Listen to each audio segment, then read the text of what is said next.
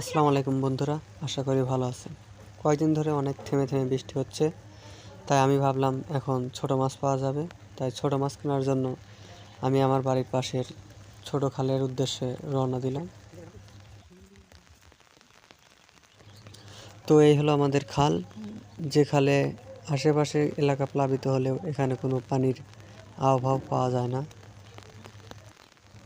এর কারণ হলো অন্য অন্য খালের চেয়ে এই খাল অনেক উঁচু, তাই পানি আসে না।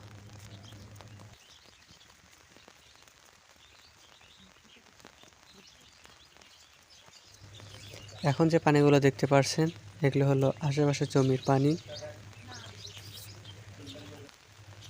তো কথা বলতে বলতে চলে আসলাম আমার সেই কাঙ্ক্ষিত জায়গায়, যেখান থেকে আমি মাছ কিনবো।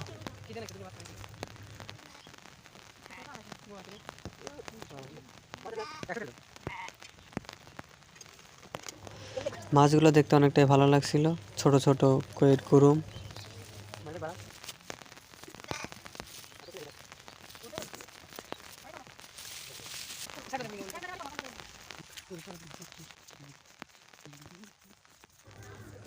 তো মাছ কিনে এখন আমি আমার বাড়ির উদ্দেশ্যে রওনা দিচ্ছি।